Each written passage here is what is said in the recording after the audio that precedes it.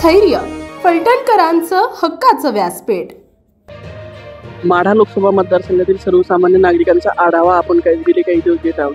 आज आपण फलटण तालुक्यातील आदरकी या गावात आलेलो आहोत। तर नक्की आदरकीकर काय म्हणतात हे आपण बघूया। बाबा नमस्कार। नमस्कार। माढा मतदारसंघाची निवडणूक लागली। काय होईल माढा मतदारसंघात? माढा मतदारसंघात रणजित दादांचा जास्त वजन वाटते माझ्या मताने। बर हा, काय रणजित दादा परत निवडून येतील। समोर मोहिते पाटलांचं काय आव्हान आहे का नाही? पवार साहेबांच्या तुतारीकडनं उभी ती ते काय तुतारी पवार साहेबांनी आजपर्यंत पाणी प्रश्न करून तालुक्यात केले। आज 6 दिवस पाणी नाही, दिवसाआड आंघोळ करतोय। बर, मी तुम्हाला वाटते रणजित दादा परत येतील। धन्यवाद। बाबा नमस्कार। नमस्कार। लोकसभेची निवडणूक लागली आहे। हा बरोबर। काय होईल माढा मतदारसंघात? माढा मतदारसंघात तुतारी वाजल। हो।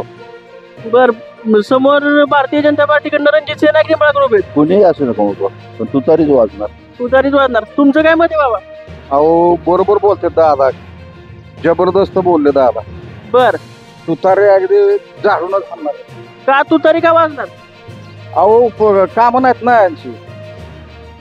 समोरच्या उमेदवारांना काम केले नाहीत गावात। हा, त्यामुळं तुतारी सुट्टी नाही देत आता। बर बर, धन्यवाद। नमस्कार। नमस्कार। लोकसभेची निवडणूक लागली आहे। काय वाटत वातावरण तुमच्या इथं? कमळ येणार। कमळ येणार? का कमळ काय येणार? आमच्या तालुक्यातला खासदार आहे। समोरनं पवार साहेबांकडनं धैर्यशील मोहिते पाटील उभे आहेत। नाही आमच्या मराठा आरक्षणासाठी आम्ही कमळालाच करणार। कमळालाच मतदान देणार। बर बर, धन्यवाद। दादा नमस्कार। लोकसभेची निवडणूक लागली आहे। काय तुमच्या इथे वारं कुणाचं आहे? बर, पवार साहेबांच्या तुतारीकडनं धैर्यशील मोहिते पाटील उभे आहेत आणि भारतीय जनता पार्टीकडनं रणजित सिंह निंबाळकर उभे आहेत। काय वाटतंय, काय होईल? आपल्या परिसरातील ताज्या आणि महत्त्वाच्या बातम्या पाहण्यासाठी स्थैर्य न्यूज चॅनलला यूट्यूबवर सबस्क्राईब करा आणि बेल आयकॉन प्रेस करा।